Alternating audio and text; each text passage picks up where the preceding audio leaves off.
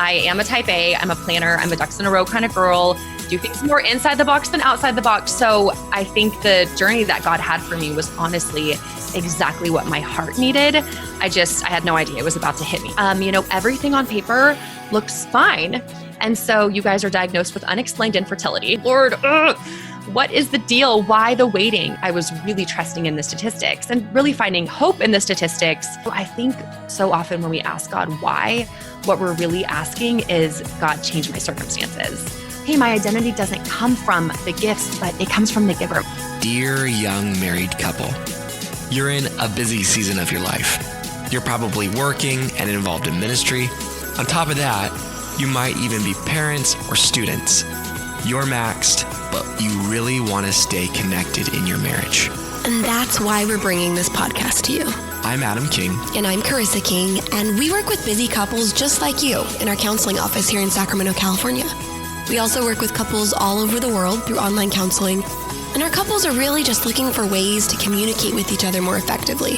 Some of them are looking to heal from a breach in trust or find direction in fulfilling the purpose that God has for them. So come and join us as we have a conversation. We'll talk with therapists, authors, pastors, and other couples who will pour into us, giving us tools to become more intimately connected, get adventurous, and find purpose. Welcome to the Dear Young Married Couple podcast. In this episode, our guest shares 3 things she learned while navigating infertility and recurrent miscarriage. And our guest is none other than Kristen Clark, who is the co-founder of Girl Defined Ministries. She and her sister Bethany founded Girl Defined Ministries 8 years ago, and you might be familiar with them. Bethany was on our podcast a few episodes back. And Kristen and her husband, Zach, have been married for 10 years. Actually, the day we recorded this episode, it was their 10th anniversary. And they have experienced multiple miscarriages and have struggled through that, but have found victory. And they share those 3 lessons that they learned while navigating this. And so you're in to hear such rich wisdom from her today. Also, she is an author and a speaker, and I think the way she speaks just comes through so clearly. And I think it'll relate to a lot of you who find yourself in this same position. Yeah, and even if you're not in this infertility situation, I think this is a good episode for people to listen to when life hits you hard, when some unexpected things or the way you didn't plan it to go this way. Mm-hmm. I think that you'll find some wise words here. So tune in and receive. So welcome, Kristen, to the podcast. We're so excited to have you on today. Hey, thanks so much for having me. I am excited about this conversation. Yes. We are too. This is a subject that comes up regularly into our DMs, and it's multifaceted. It's not just a simple 1-2 answer. Yeah. So I'm excited to talk about this with you because I know this is going to really touch a lot of people. Yeah. Mm-hmm. And Kristen, we've been following you and Bethany and the Girl Defined Ministries for a long time. Mm-hmm. And we've had the privilege of seeing your story unfold, both the celebrations and the moments of sadness and all of that together, making this thing we call grief. And your bravery in sharing it. Seriously. Yeah.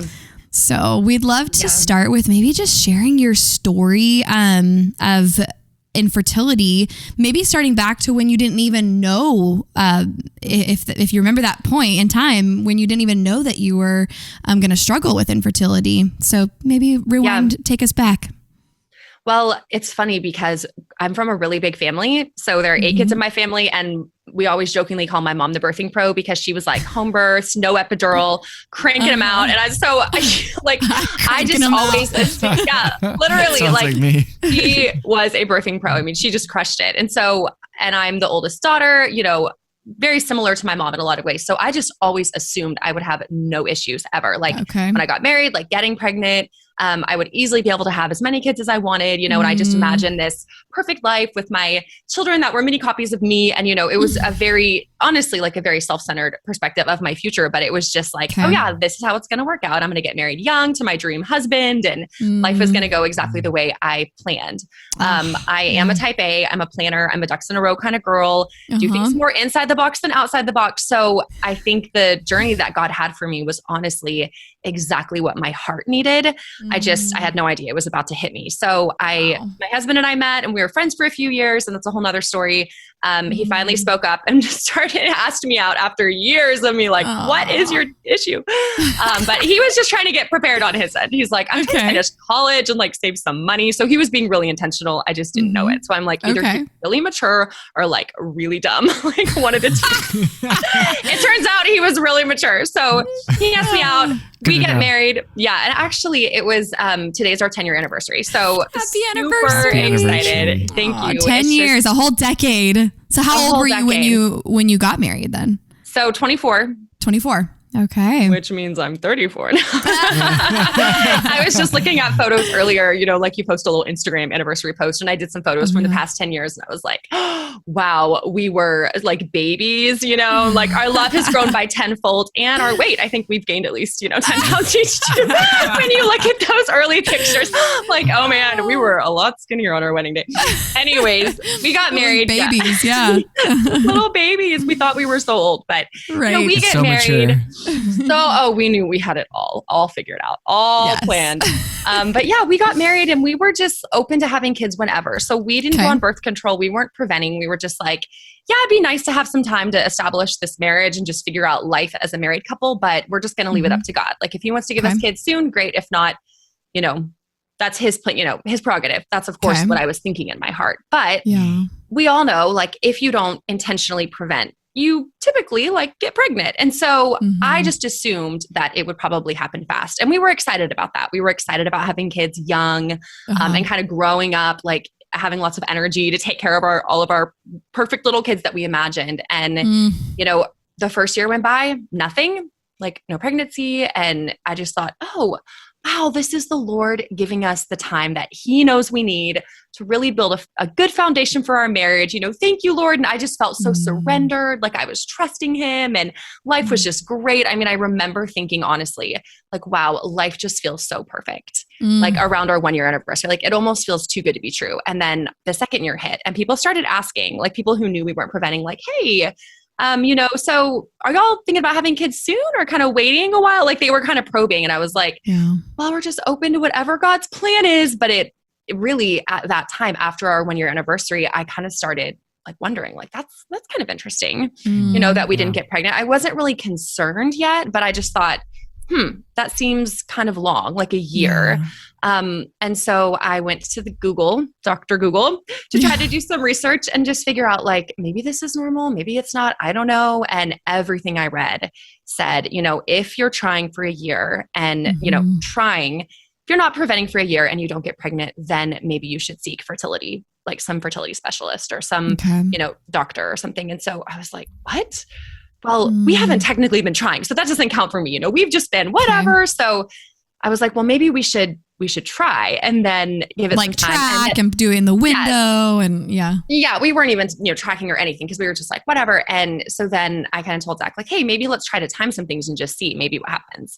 And so we were doing that, not super vigilantly, but just kind of on and off. And then our 2nd-year anniversary hits. And right after that, I got pregnant. And so I just thought, oh, this is exactly the Lord's plan. We weren't, once we started trying, then we got pregnant, and life is just so good. And we just thought, wow, our dreams are all coming true. And then 6 weeks into the pregnancy, we had just bought our first house. And so we were moving in, we were painting and getting ready. And I, had the room picked out for the nursery. And 6.5 weeks exactly, I miscarried. And it was so sudden and so fast. It just blindsided both of us. And that was the first time that we had walked through anything seriously painful and hard together. And honestly, in our young marriage, it was really challenging. Like Zach was trying to figure out how to comfort me and process his own grief. I was an emotional wreck. You've just got the hormones raging, the grief of the loss, the shock that it happened. And it was just all coming at us all at once. We were moving into this new house and it just felt like everything was coming down around us. And honestly, in my heart, I felt so confused at the Lord. I felt angry at him. Like, why is this happening? Why would you give me a pregnancy and take it away? But at the same time, I knew, okay, first time miscarriages, like that is somewhat common. I had friends and people I knew who had happened to. So I was still, like, Lord, help me to trust you in this as I process this grief. But at the same time, like, okay, this is probably just one off, and then we're going to move forward and things are going to be okay. And so Zach and I were just struggling to process this together. How quick were you at reaching out to like support? Because I know that a lot of people have a difficult time talking about miscarriages because there's maybe shame wrapped around it or embarrassment. How'd that affect you? Well, we hadn't announced it publicly at all. We had just told pretty much our families. So in some ways that was intentional because we were like, let's just wait a few weeks until, we see what happens. But we told our families right away and they came around us and supported us. My mom had experienced a few miscarriages. And so like in between all of her birthing proness. And so she could relate obviously in a really personal way. And, all of our family pretty much was in town at that time. So my husband's parents, they're amazing. His mom was super supportive. And so, I feel like between the families and then close friends that we shared it with, I wanted to share, not like I wanted to talk about it. I mean, it was super hard, but I knew like the people that loved me wanted to be involved in this really hard part of our lives. And so there was honestly a lot of comfort and hope that came from that. But I know as I've talked to a lot of women, that is really, really hard.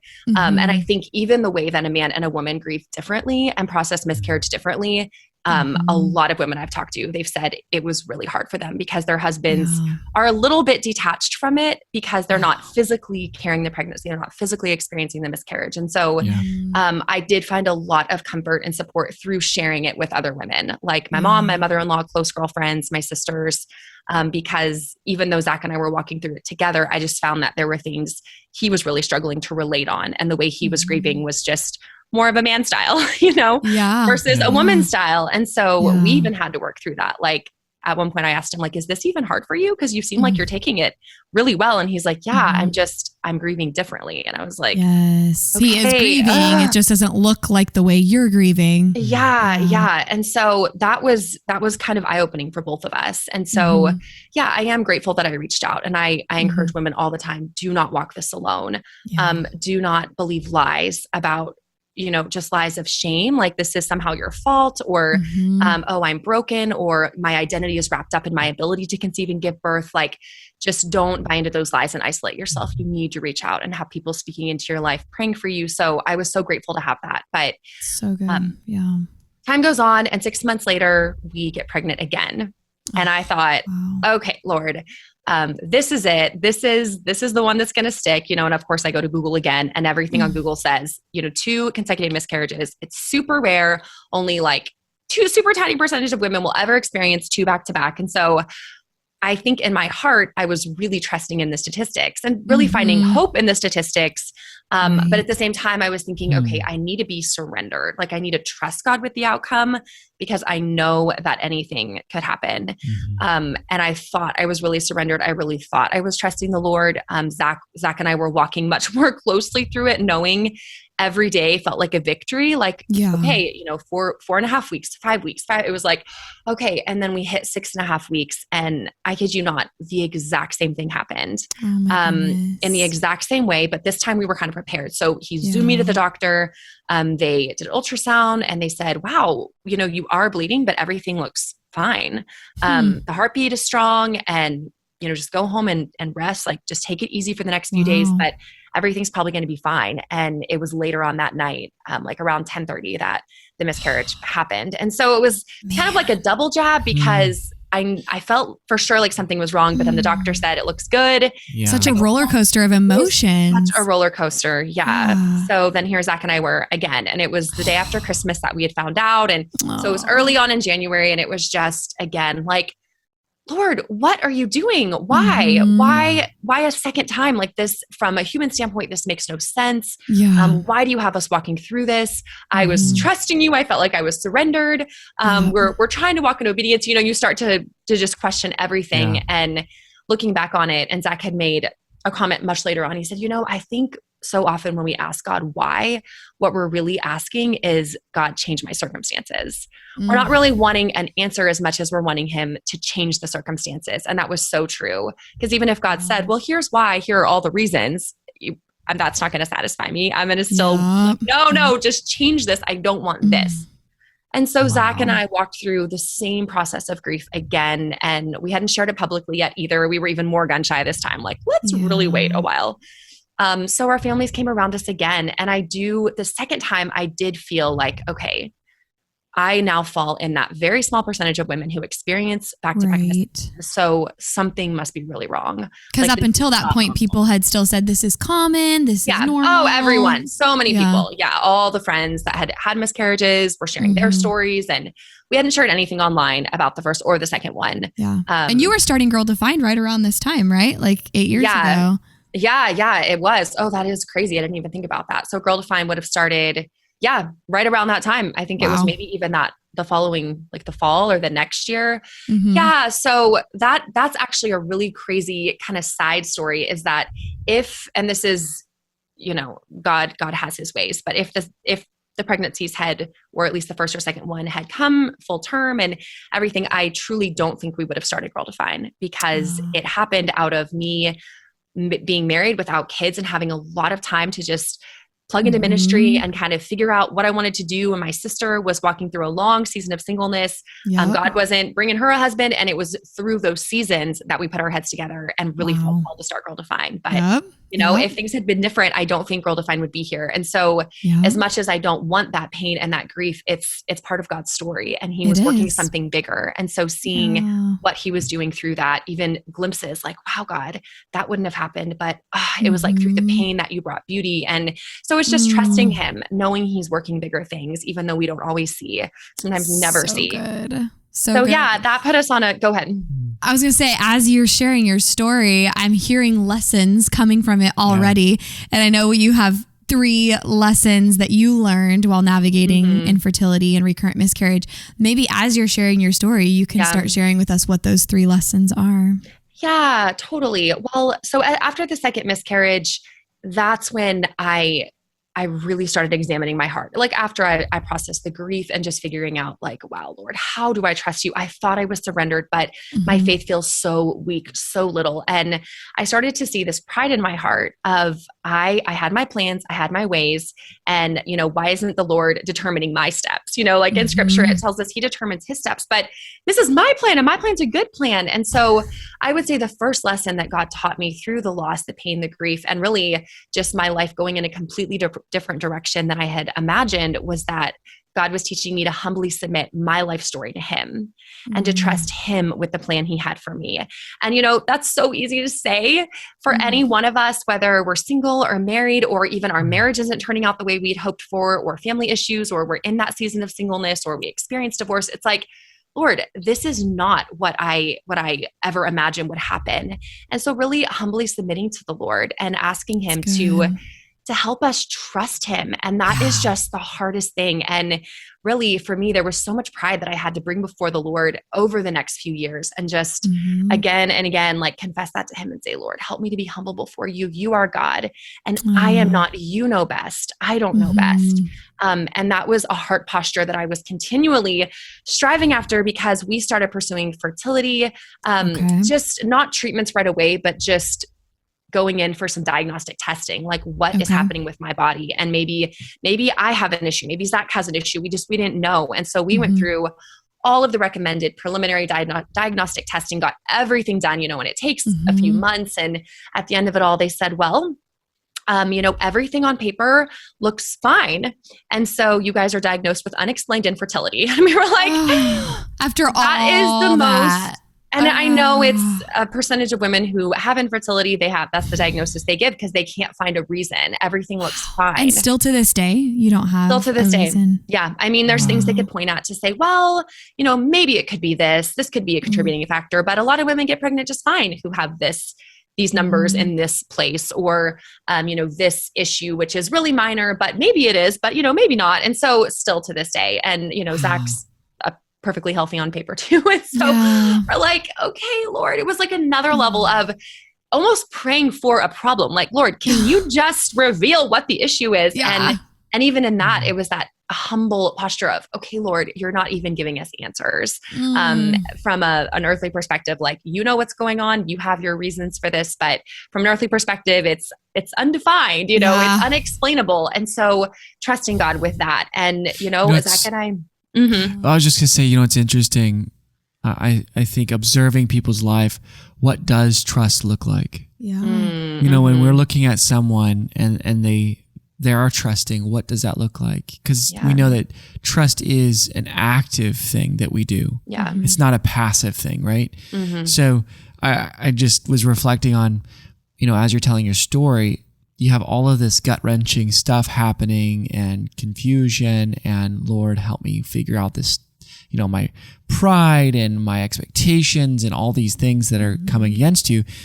And yet you still find a way in yourself to give, like build this thing that blesses women all over the world. And it could have been so like maybe if you were different or you wouldn't have been so prayerful to just shell up and to hold up and to hold back and stay internal rather than external and giving. And, in some ways maybe God provided that for healing. And through that you're healing other people. But I was just thinking, man, isn't it amazing how God works through people to heal, even though when you're maybe not in a perfect state of where you want to be. We'll be right back to the interview, but first we wanted to share something that we are really excited about. So, we all have those times where we don't feel super connected to our spouse and we really don't know what conversations to have to get us to that connected place. And then on top of that, we're so busy that we don't prioritize those conversations. And that's why we created the monthly live date night. And monthly live date night is every month on a Friday night for 90 minutes, 60 minutes. We focus on a topic that you guys pick. And then 30 minutes, we do a Q&A and it's live where we're all together asking questions and giving answers on topics related to your marriage, your intimacy. And we share tools. We have handouts that we call homework because we want you to be there to listen and to soak in, but we really want you to take action in your marriage too. So come join us live for the next monthly live date night. Check the link in the show notes for dates and details. All right, back to the interview. Yeah, which is what we're all walking in and out of seasons of that, right? And that was actually another one of the things, of the three things that God taught me, was to just serve him wholeheartedly where he had me. I think so often unintentionally, we have these mile markers in our mind of, once I get to this place in life, then I'll really start serving God, or I'll really get intentional. I'll really get serious. Once I'm married or once I have kids, or, that'll be my ministry. And I just over and over again, God was pressing on my heart. This is the time today to wholeheartedly serve me. Don't wait until that prayer is answered. Don't wait until you reach that mile marker in your mind, but pour out right now, right where I have you, and use the story I'm writing for your life as a testimony of what I'm doing in your life, and use that as a way to minister to others rather than viewing it as like a hurdle to get over and just get past. Like, so when did you start sharing that publicly? Like whether it was just on your personal social media or through Girl Defined or writing, when did you start sharing it? I started sharing, I would say early on in Girl Defined, I started sharing about, because we were in the midst of it, and adoption wasn't really even on the horizon for us at this point. It was something that we thought was beautiful and awesome, but just not prayed about, but did not feel like there was a green light there. So we were very much just in the midst of, okay, we've experienced these 2 losses. But there was always the hope of any month I could get pregnant because we don't technically have any issues. And so it was just a strange time of do we pursue treatment? Do we pursue adoption? Do we just be still in the sense of not really pursuing anything except just serving the Lord right now in this season? Maybe he set aside the season for a reason. And so, I started sharing, and it was amazing just how many, like anything you share that's really personal, really hard, so many other people are going through similar things. And when we open up and share, I found a lot of encouragement and support through that kind of smaller community of women who had experienced loss or were walking through infertility or who were wrestling with their unfulfilled longings. It was just like, so many of us are walking through this. And it kind of compelled me, I think, to continue being open about it.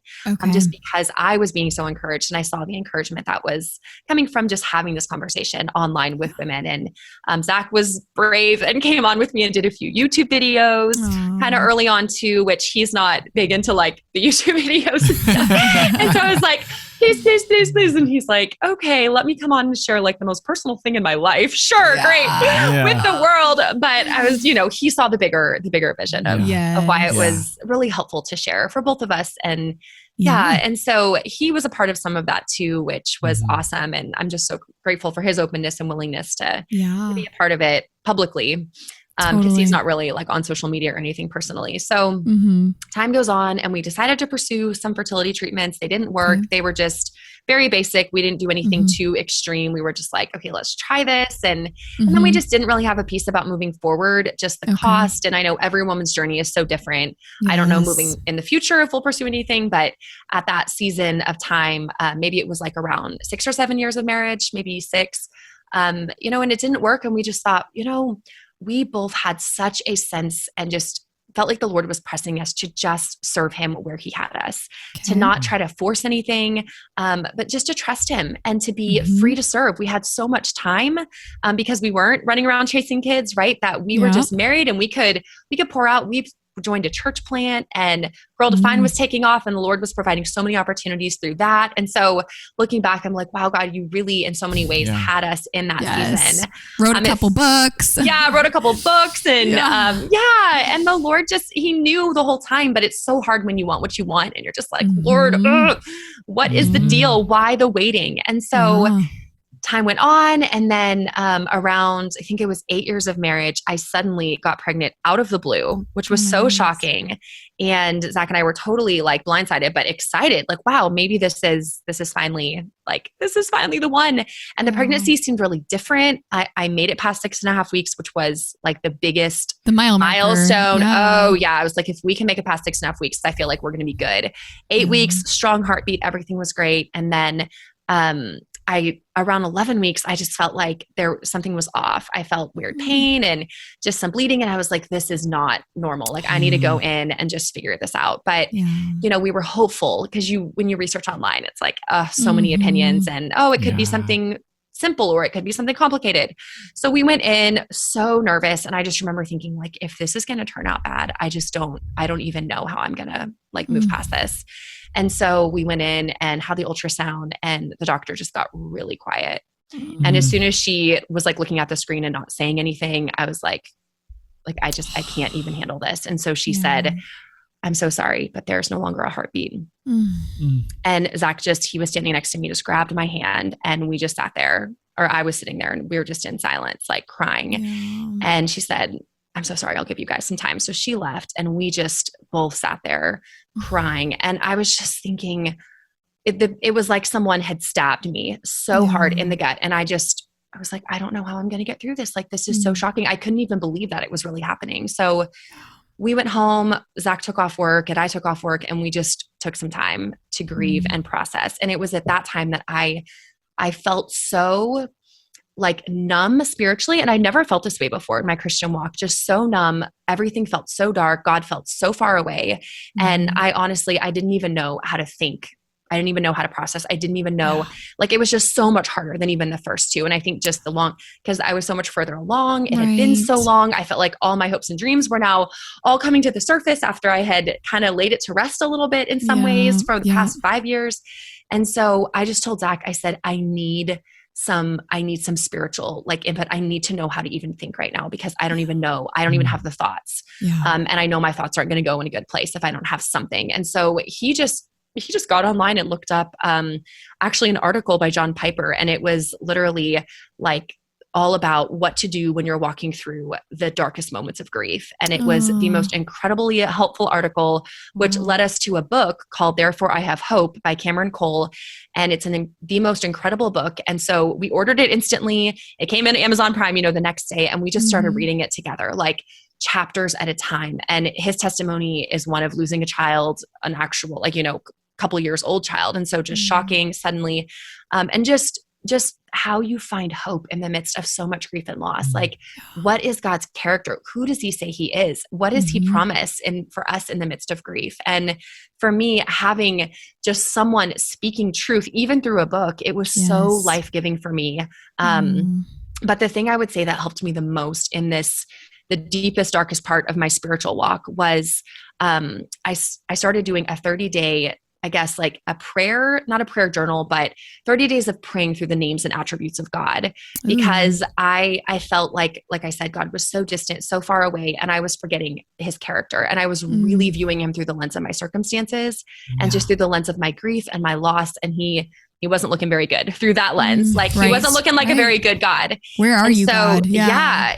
And like, why? Like he felt almost cruel. Like, why would you give me this pregnancy, this gift, and then allow me to go so long in the pregnancy and then take it away? Like, it just felt almost like a cruel joke. And so I just knew, I was like, I need my heart to be realigned with who God says he is. And I need to choose to believe that. And so for anyone listening who's walking through a time of grief or even doubting God's character or his goodness or struggling to trust him, you can just search the names and attributes of God. And I searched 30 days, names and attributes of God. And a little spreadsheet came up and it was all laid out for me. And every day it had a name or attribute of God. And then it had the scripture for where that was found.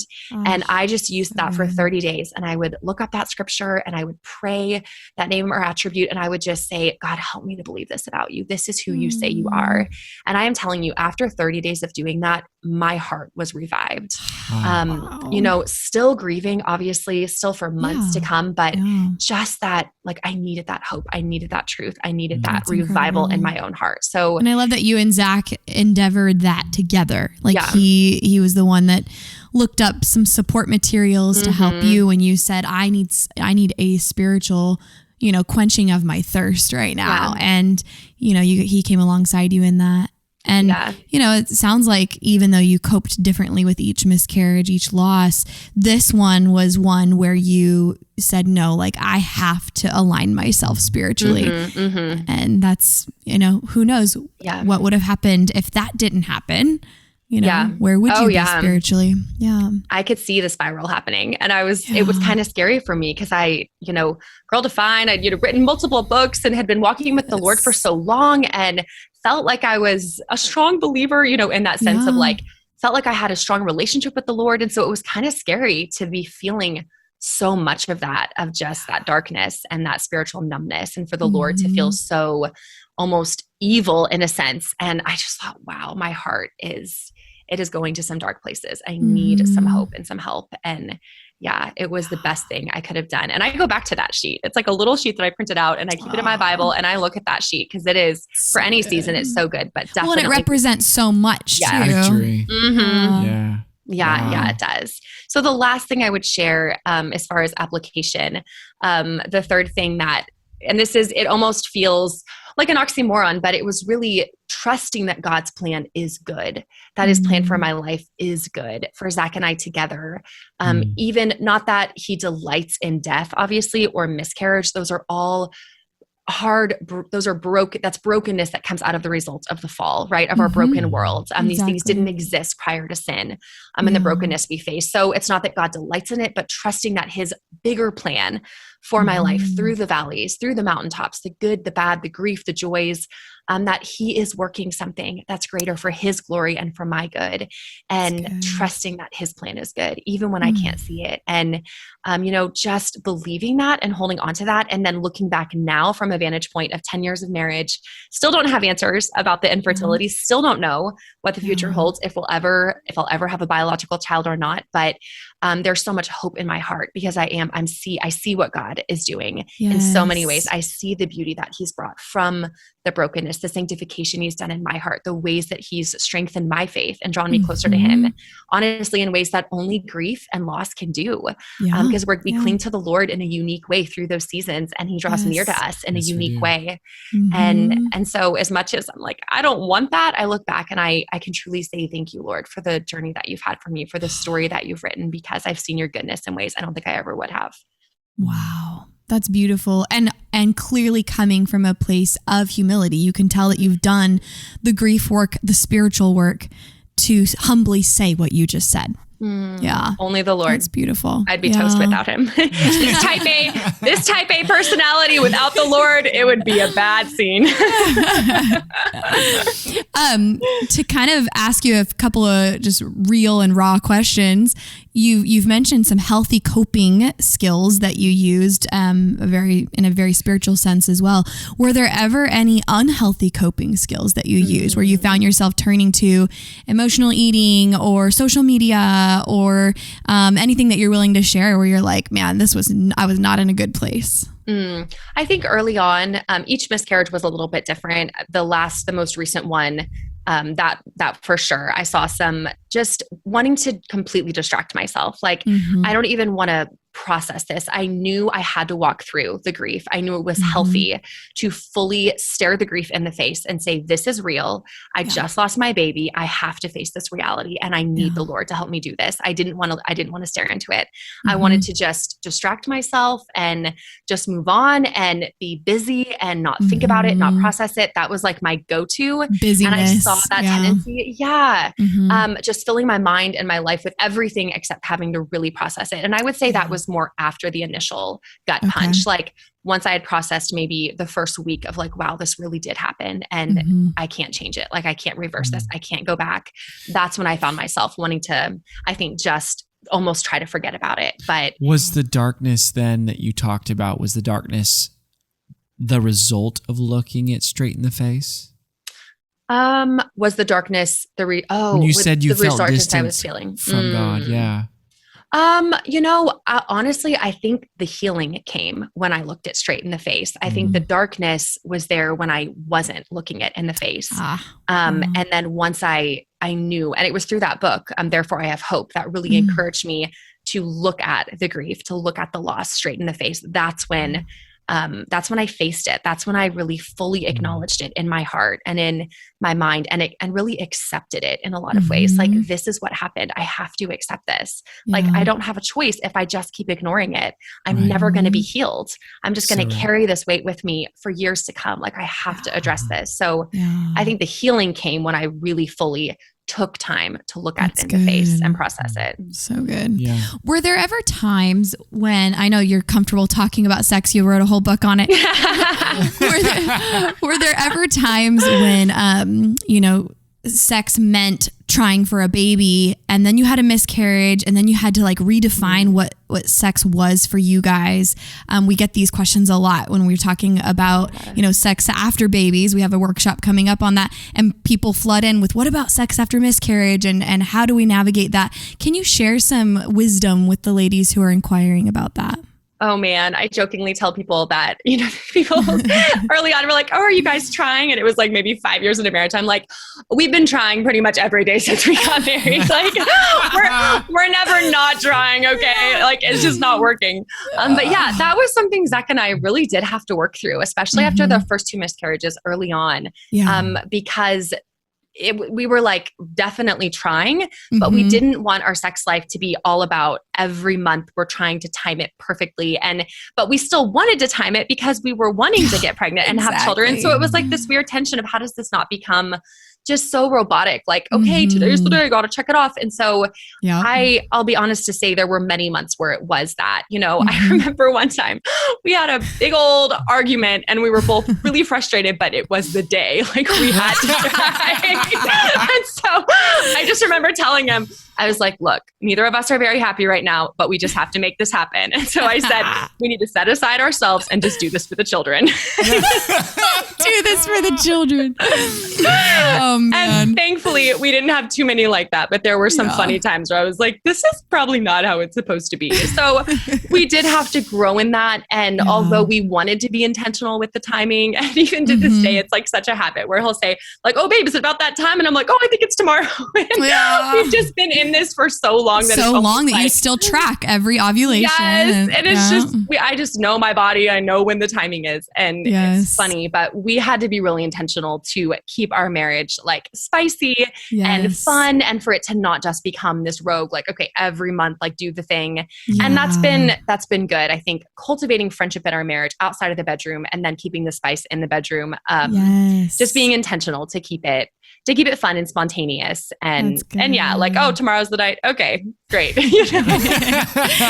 I'll get the candles.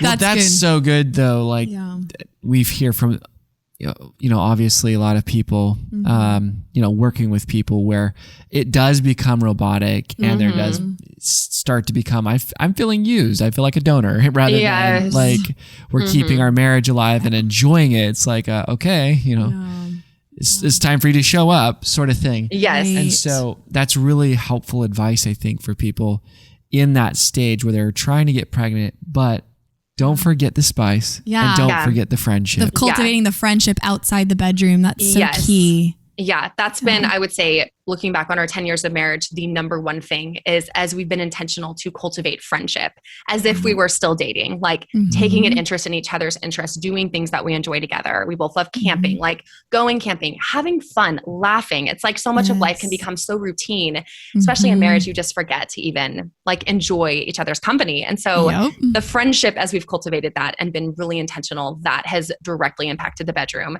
And then honestly, like not idolizing getting pregnant. So really that heart posture of humility, those things that I shared, trusting the Lord.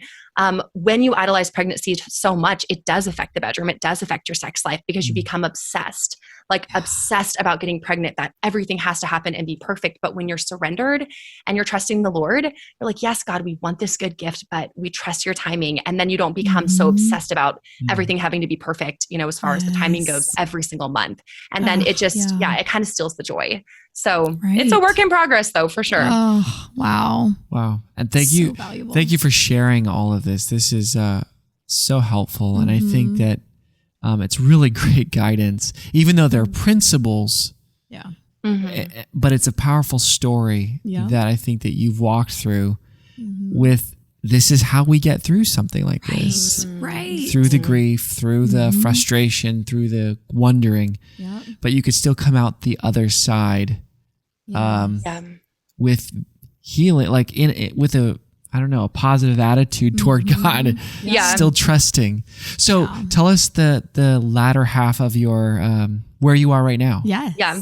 Well, Zach and I just got back from the country of Ukraine about 2 months ago with 2 little boys that we adopted, which is, it's such a crazy twist of the story because I never imagined that we would adopt. I always thought it was beautiful and wonderful and biblical and all the right answers.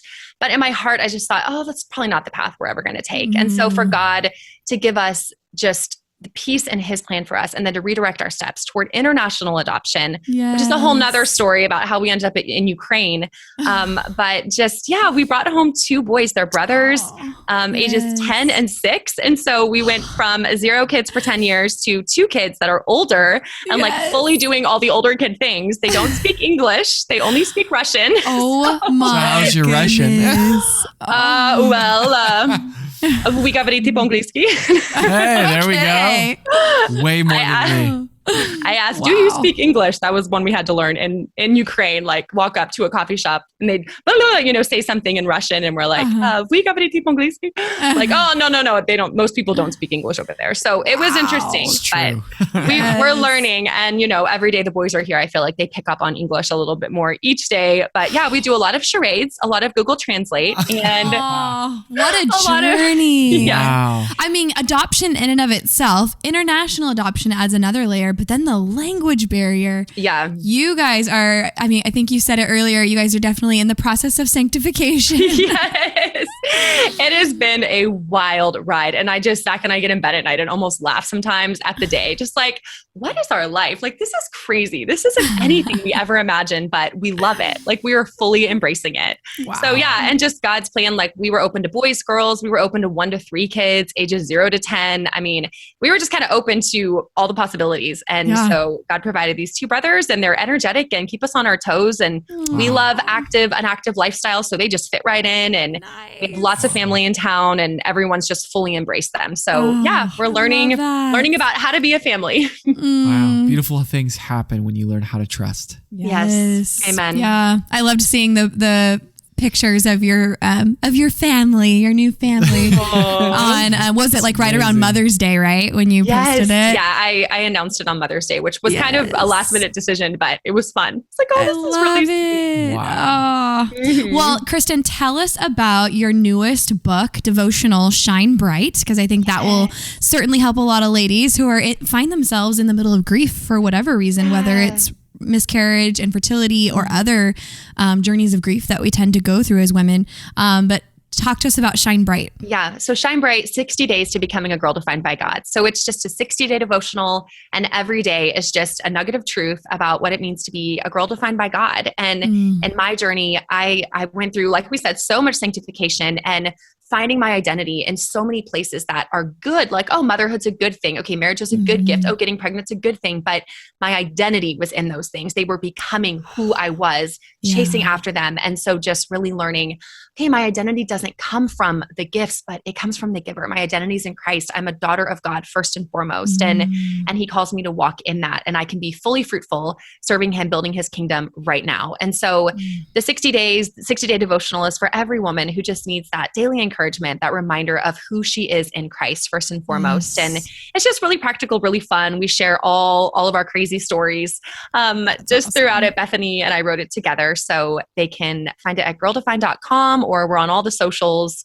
But it's a beautiful devotional too. Bright and yellow, really cheery. I love the cover. It is. It's very cheery. We'll include a link in the show notes. And then quickly, if you can just run down the list of your other books, and we'll include those in the show notes as well. Ooh, yay. So Girl Defined is our first book. So kind of a staple, all about being a girl defined by God. And then we have Love Defined, is more for our single sisters who are navigating dating, love, romance. How do I know if he's the one? Red flags I should look for, all the things. So that's a really good one. And then Sex, Purity, and the Longings of a Girl's Heart. Like you said, book on sex for single or married women, just tackling all the tough topics like that women face: pornography, masturbation, struggles that we face. What is God's design for my sexuality? What are the lies that culture is telling me about this? And what does God's word say? What's, his word is relevant for us today. So, but I would say the one I'm most excited about hasn't released yet, actually. And it comes out this fall, and it's called Not Part of the Plan: Trusting God with the Twists and Turns of Your Story. And that is where Bethany and I would say we share probably the most vulnerably, transparently, my journey of what I just shared, so much of what God has taught me throughout this. Bethany's extended journey of singleness, as we say, getting married at 30 when she thought she'd get married at 20, just 10 years of trusting the Lord with that. So that releases this October, and I'm really okay. How can people get on the list to find out more about that? It's on Amazon, actually. If you look up Not Part of the Plan, you can get a sneak peek at the cover. You can even pre-order it. But girldefined.com is where we have all the info about all the books. Okay, awesome. Well, we will link all of that in the show notes for sure. Thank you. Yeah. Okay, well, we're going to close out this podcast. We're going to ask you the same question that we like to ask each interviewee, and that is, rewinding back to the first couple years of your marriage, what advice do you wish you would have received? And then fill in the blank, dear young married couple. Oh, dear young married couple, trust God with your future. Your future might turn out so differently than you ever imagined, but God has a good plan. And when you fully trust him, you can truly thrive and find so much joy in life. Yes. So good. I love that. So good. Thank you so much for all the wisdom and the vulnerability that you, and all the the tips. I know this is going to really bless a lot of people. Yes. Thanks Thank so you, much. Kristen. You Thanks. rock. It was so great to talk to you guys. Keep up the great work. You guys are rocking it. Thanks, Kristen. Folks, if you want to get in touch with Kristen or Girl Defined Ministries, you can find them on social at Kristen Clark, and we'll link that in the show notes. It's KRSTNCLARK, and then also at Girl Defined, and email address is kristen@girldefined.com. So get in touch and get all the resources, all the things. Thank you, Kristen. Thanks, guys. All right, friends, we really hope that you got a ton out of today's conversation. And if you want help, if you want personal guidance with individual counseling or couples counseling, or even help with you as a couple reaching the goals you have, just reach out. Give us a call at 916-678-1797 or shoot us an email at hello@dearyoungmarriedcouple.com. No matter where you are in the world or in your marriage, we can set up a counseling session with you and we can work toward progress. We also post marriage advice regularly on our Instagram, which is @dearyoungmarriedcouple, and we'd love for you to join us in conversation there. All right, see you next week.